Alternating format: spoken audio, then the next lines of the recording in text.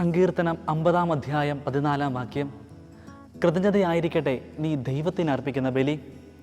ഈശോയിൽ സ്നേഹം നിറഞ്ഞവരെ, ആരാധന ക്രമവത്സരത്തിലെ കൈത്താക്കാലം 6ാമത്തെ ആഴ്ചയിലേക്ക് നാം പ്രവേശിക്കുമ്പോൾ സ്നേഹവും കടപ്പാടും നന്ദിയും ആരാധനയാക്കി മാറ്റിയ ഒരു കുഷ്ഠരോഗിയുടെ രക്ഷാകര അനുഭവമാണ് വിശുദ്ധ ലൂക്കായുടെ സുവിശേഷം 17 അധ്യായം 11 മുതൽ 19 വരെയുള്ള തിരുവചനങ്ങളിലൂടെ തിരുസഭ നമ്മുടെ ധ്യാനത്തിനായി നൽകുന്നത്.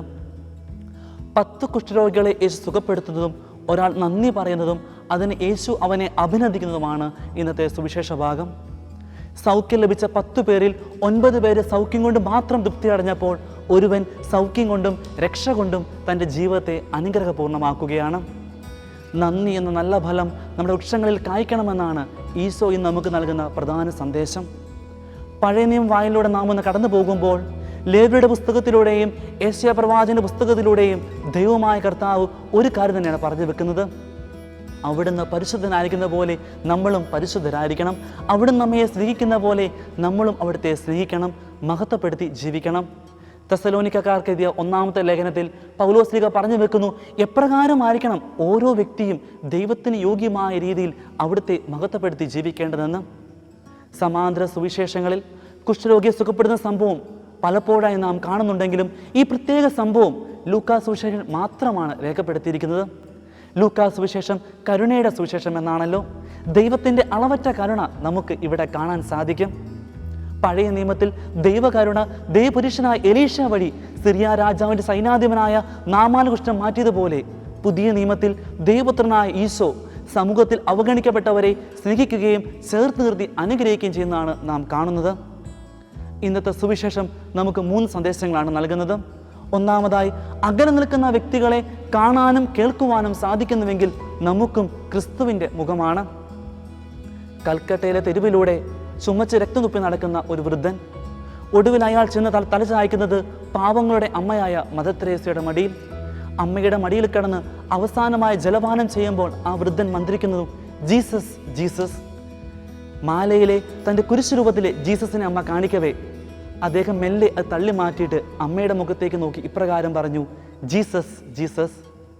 പ്രിയമുള്ളവരെ, വചനത്തിൽ നാം വായിച്ചതുപോലെ അകലെ നിൽക്കുന്ന വ്യക്തികളെയാണ് ക്രിസ്തു കാണുന്നതും സൗഖ്യം കൊടുത്ത് അനുഗ്രഹിക്കുന്നതും. പലപ്പോഴും നമ്മുടെയൊക്കെ ജീവിതങ്ങളിലും ഏറ്റവും കൂടുതൽ ക്ലേശിക്കുന്നവരും രോഗികളായി കഴിയുന്നവരും നമ്മളിന്ന് വളരെ അകലെയായിരിക്കാം. അവരെ കാണാനും കേൾക്കുവാനും മനസ്സിലാക്കുവാനും സാധിക്കുമ്പോൾ നമ്മിലൂടെ ഈ ലോകത്ത് ക്രിസ്തു സാന്നിധ്യം ദർശിക്കാൻ അവർക്ക് സാധിക്കുമെന്ന് നാം മറക്കാതിരിക്കുക. രണ്ടാമതായി, ക്രിസ്തുവിലും അവൻ്റെ വാക്കിലും വിശ്വസിച്ച് ജീവിക്കുന്നവരാകുക. ക്രിസ്തു കൽപ്പിച്ച ഉടനെയല്ല, പുരോഹിതന്മാരുടെ അടുത്തേക്ക് പോകുന്ന വഴിയാണ് കുഷ്ഠരോഗികൾക്ക് സൗഖ്യം ലഭിക്കുന്നത്. ഒരുപാട് പ്രാർത്ഥിച്ച് കാത്തിരുന്ന് ലഭിച്ച തൻ്റെ മകനെ ദൈവം തിരിച്ചാവശ്യപ്പെടുന്ന ഒരു രംഗം പഴയ നിയമം നമുക്ക് കാണാൻ സാധിക്കും. ഒരു വാക്ക് പോലും എതിർത്ത് പറയാതെ ദൈവം കൽപ്പിച്ച് പ്രവർത്തിക്കുന്ന അബ്രാഹത്തെയാണ് നാം കാണുന്നത്. വാക്കിൽ വിശ്വസ്തനായ ദൈവം അബ്രാഹത്തോട് പറഞ്ഞ ഇപ്രകാരമാണ്, നീ എൻ്റെ വാക്കനുസരിച്ച് കൊണ്ട് നിന്റെ സന്തതിയിലൂടെ ലോകത്തിലെ എല്ലാ ജനങ്ങളും അനുഗ്രഹിക്കപ്പെടും. പ്രിയമുള്ളവരെ, ക്രിസ്തുവിൻ്റെ നിർദ്ദേശങ്ങളനുസരിച്ച് ജീവിക്കുന്ന വ്യക്തികളാകാം. അതുവഴി നമ്മിൽ സൗഖ്യവും രക്ഷയും സ്വന്തമാക്കാം. മൂന്നാമതായി, ജീവിതത്തിൽ നന്ദി പറയുന്ന ദൈവിക സ്വഭാവം വളർത്തിയെടുക്കുന്നവരാകാം. 10 പേരല്ലേ, ബാക്കി 9 പേരെവിടെ?